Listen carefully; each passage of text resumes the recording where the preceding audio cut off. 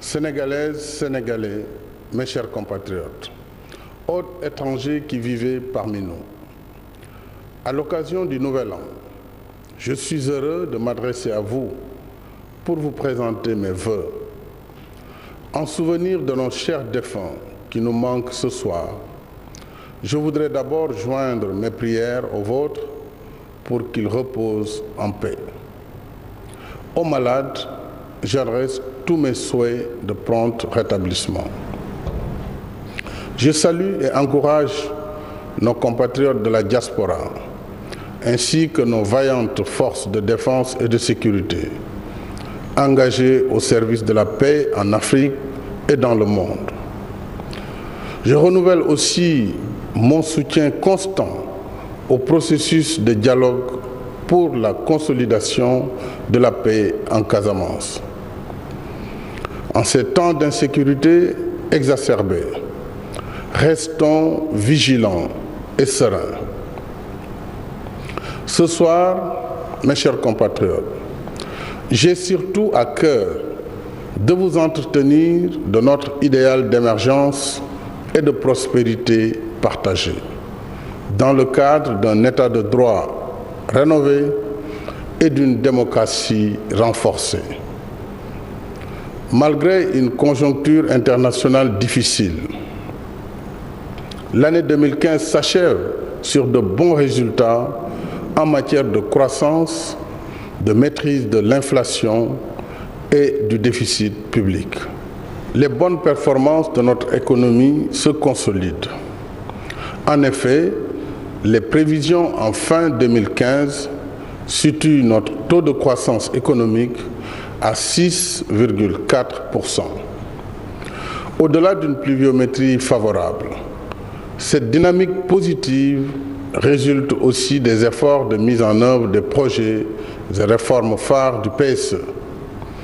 Assurément, nous sommes sur la bonne voie pour atteindre l'objectif moyen de 7% de taux de croissance annuel fixé dans le plan Sénégal émergent. Dans le même élan, et pour la première fois, notre budget national a dépassé le seuil des 3 000 milliards et sera essentiellement financé sur ressources propres. Mieux que les années précédentes, la campagne agricole a donné d'excellents résultats.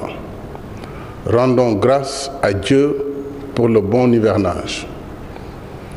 Nos efforts de modernisation de l'agriculture ont largement porté leurs fruits.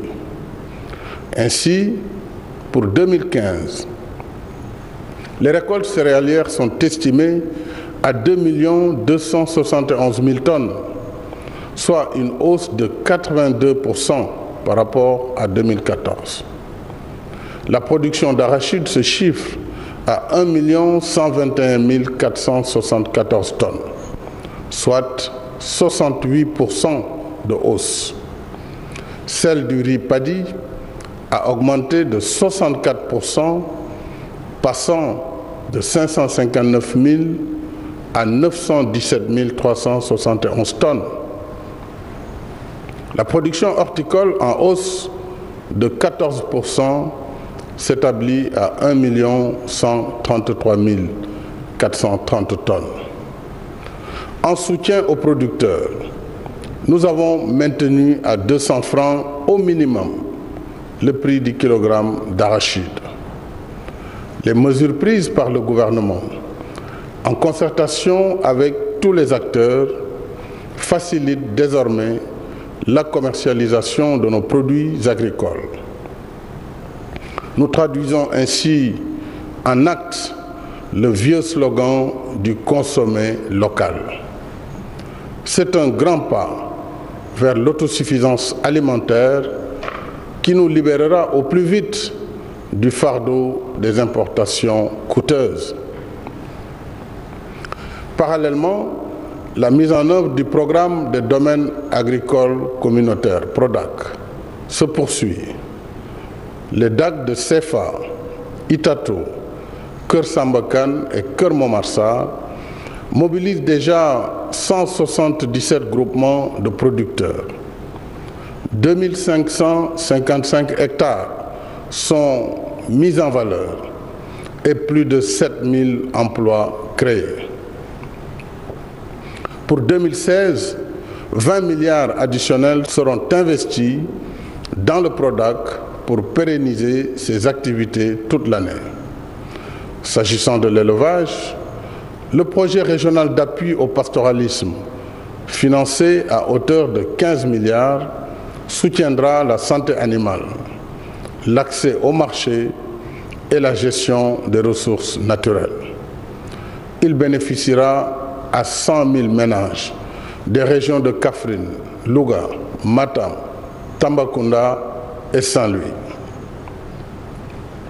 Nous poursuivons en même temps nos efforts de modernisation de la pêche artisanale.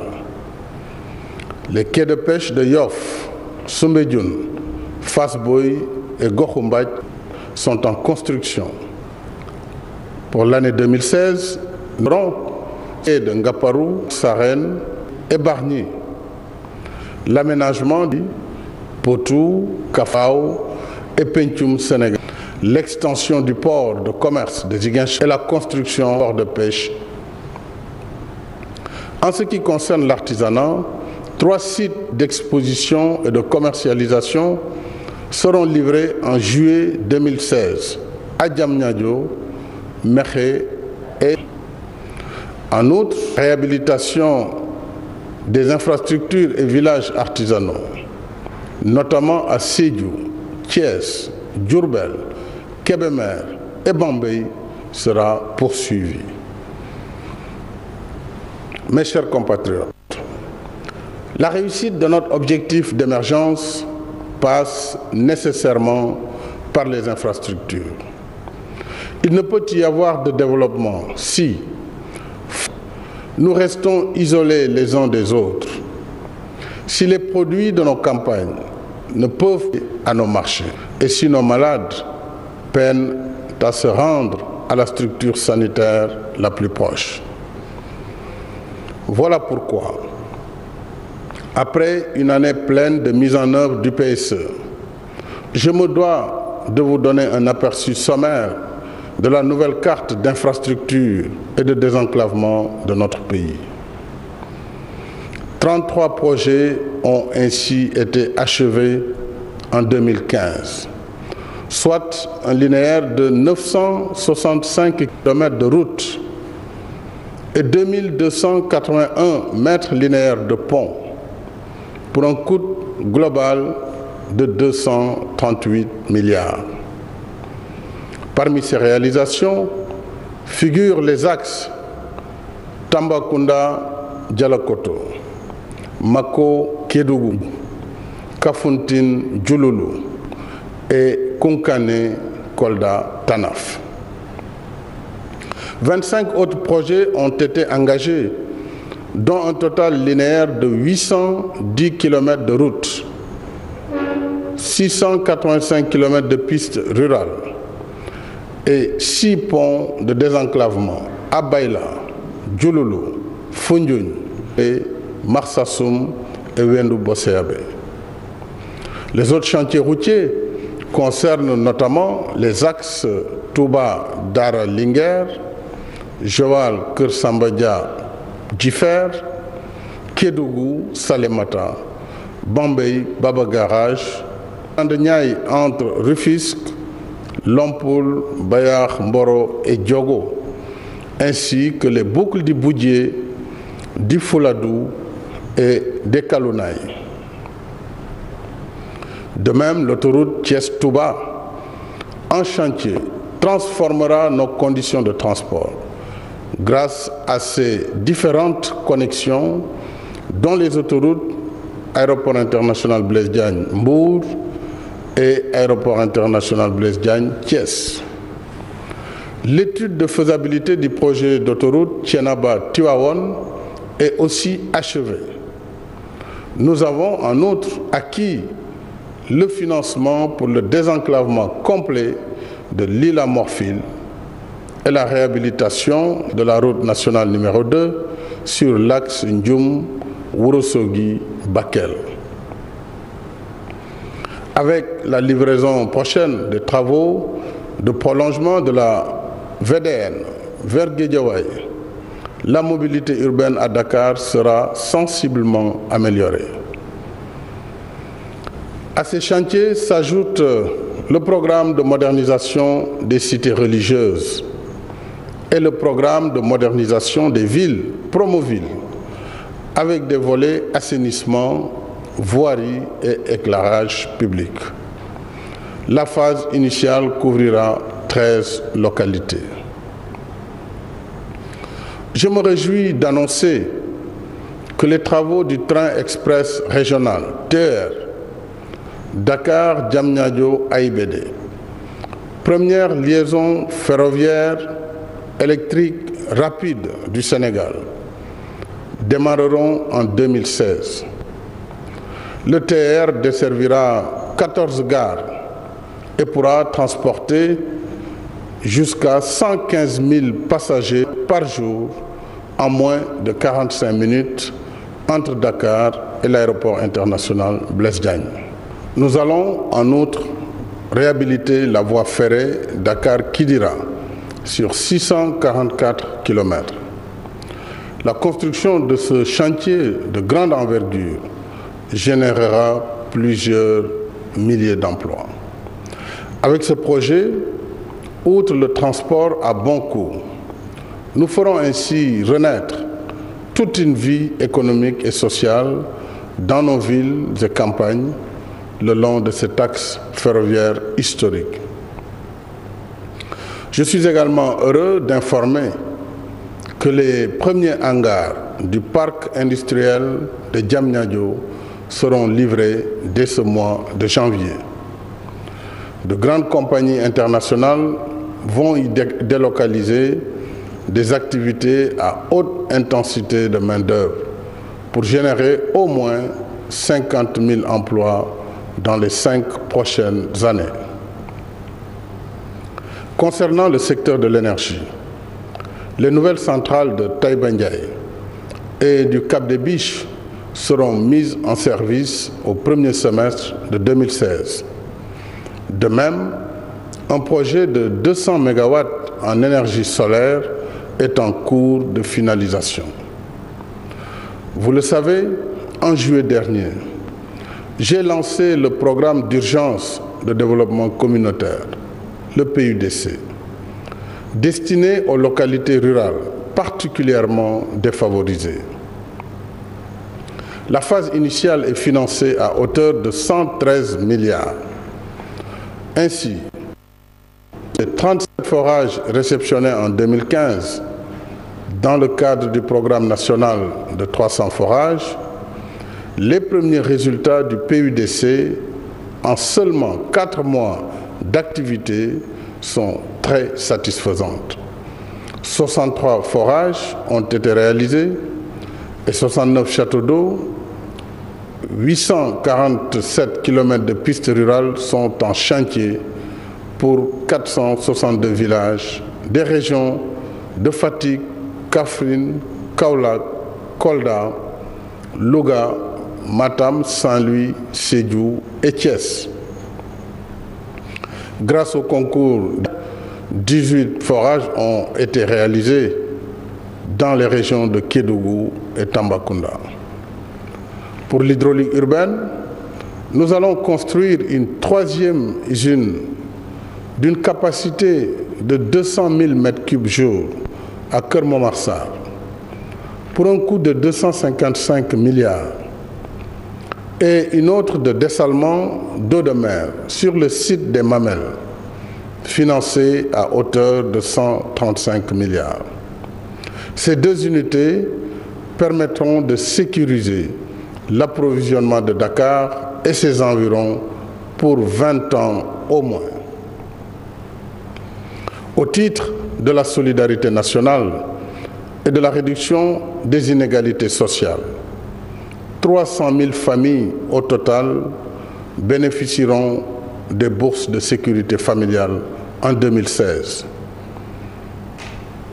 La couverture maladie universelle a permis de prendre en charge gratuitement 2 millions d'enfants de 0 à 5 ans.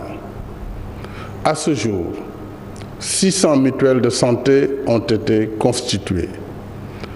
Le prix de 270 médicaments ont été réduits.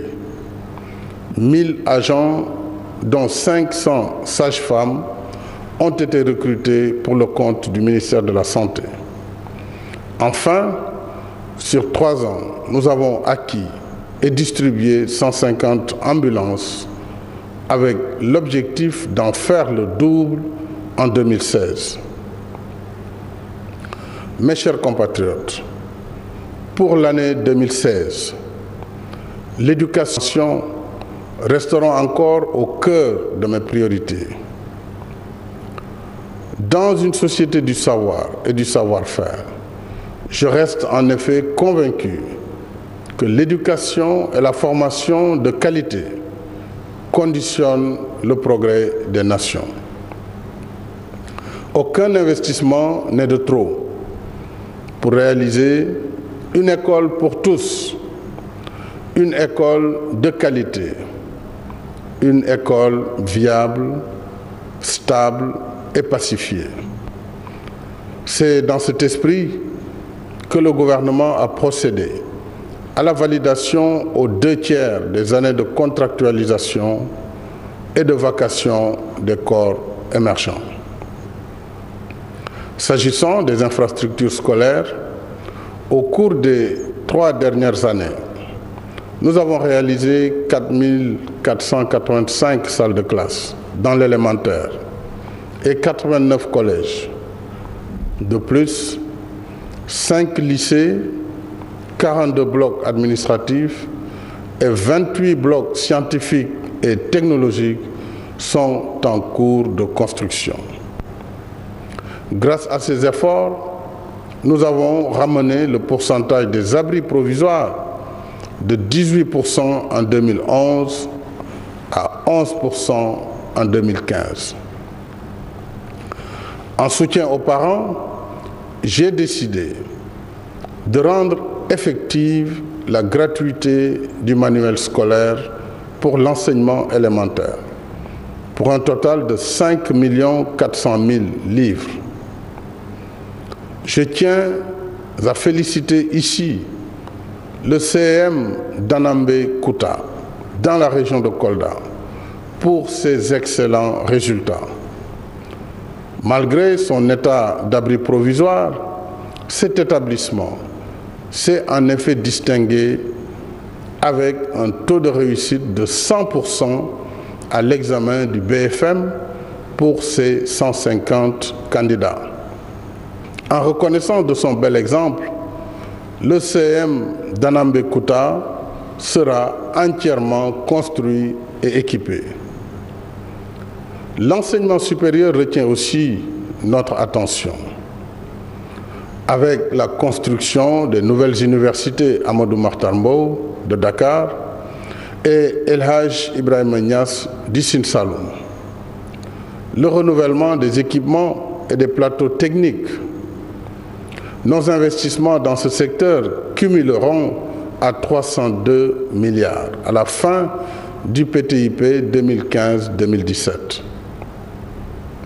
Je félicite tous les acteurs et partenaires de l'enseignement supérieur qui ont permis l'élaboration consensuelle du projet de loi cadre sur les universités publiques, récemment adopté à l'unanimité à l'Assemblée nationale. Grâce à nos efforts concertés de réforme et d'investissement, notre système universitaire pourra garder intacte sa tradition d'excellence et rivaliser avec les meilleurs. Le chemin de l'excellence, c'est celui qu'ont emprunté nos Lions du basket, championne d'Afrique pour la 11e fois, et notre équipe nationale de football des moins de 23 ans, vainqueurs des derniers Jeux africains. Je leur renouvelle mes chaleureuses félicitations. Pour soutenir cette dynamique d'excellence, il sera édifié sur le site de Diamniadio un complexe sportif multifonctionnel de 15 000 places avec des aires de jeu pour le basketball, le volleyball, le handball, la boxe et le patinage. Mes chers compatriotes, au plan international, notre diplomatie nous a valu de réels motifs de satisfaction. En témoigne la brillante élection de notre pays au Conseil de sécurité des Nations Unies. Cette performance, qui s'ajoute à nos autres responsabilités africaines et internationales, conforte l'estime et la confiance dont jouit notre pays. Mes chers compatriotes, pendant plus de 5 décennies, les mécanismes institutionnels de notre pays, adossés à une maturité politique et citoyenne, ont donné corps à notre idéal de démocratie. Mais un idéal reste toujours une réalité en construction. Notre propre expérience nous a, hélas, suffisamment renseignés sur la précarité du régime démocratique quand la Constitution, qui en garantit la protection, est elle-même soumise à une instabilité permanente. C'est pour mettre définitivement notre démocratie à l'abri d'une telle situation que, dès mon accession à la magistrature suprême, j'ai engagé des réformes visant à stabiliser la Constitution, asseoir la bonne gouvernance et consolider la démocratie et l'état de droit. C'est notamment le sens des lois sur le code de transparence dans la gestion des finances publiques, la Cour des comptes, l'Office national de lutte contre la fraude et la corruption OFNAC, l'acte 3 de la décentralisation par la territorialisation des politiques publiques, la déclaration de patrimoine, la réforme de l'organisation judiciaire visant à rapprocher la justice du justiciable. Et enfin, c'est aussi le sens de l'adhésion de notre pays à l'initiative pour la transparence dans les industries extractives, ITE.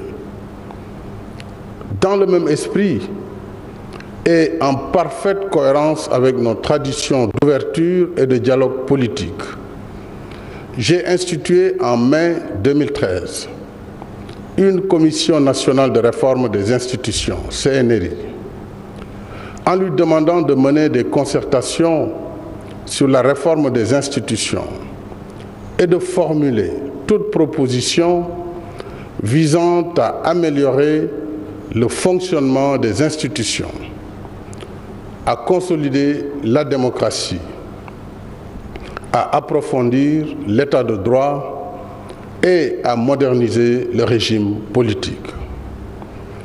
J'avais indiqué que ces réformes proposées pourraient se traduire par une modification subséquente de la Constitution. La Commission s'est attelée avec diligence à la tâche et m'a rendu ses conclusions et propositions de réforme. Il en résulte que, sur le fondement de nos acquis, l'assise démocratique de notre système politique est solide et qu'en définitive, nous pouvons apporter à notre Constitution les changements consensuels appropriés sans provoquer de rupture normative dans la nature même de notre régime politique. Moderniser, stabiliser et consolider notre démocratie, renforcer l'état de droit et améliorer la gouvernance des affaires publiques. Tels sont les fondements du projet de révision constitutionnelle que je vous proposerai. Conformément à la Constitution, je recueillerai au préalable l'avis du président de l'Assemblée nationale et celui du Conseil constitutionnel. Dans sa substance, le projet de révision constitutionnelle apporte des innovations importantes, notamment 1. La modernisation du rôle des partis politiques dans le système démocratique. 2. La participation des candidats indépendants à tous les types d'élections.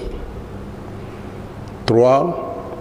La promotion de la gouvernance locale et du développement territorial par la création du Haut Conseil des collectivités territoriales. 4. La reconnaissance de nouveaux droits aux citoyens. Droit à un environnement sain, droit sur leur patrimoine foncier et leurs ressources naturelles. 5. Le renforcement de la citoyenneté par la consécration de devoirs du citoyen. 6.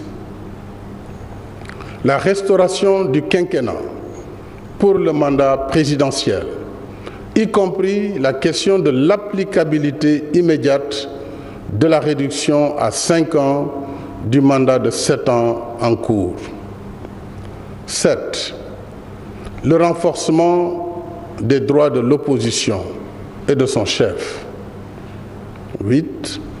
La représentation des Sénégalais de l'extérieur par des députés à eux dédiés. 9. L'élargissement des pouvoirs de l'Assemblée nationale en matière de contrôle de l'action gouvernementale et d'évaluation des politiques publiques. 10. La soumission au Conseil constitutionnel des lois organiques pour contrôle de constitutionnalité avant leur promulgation. 11.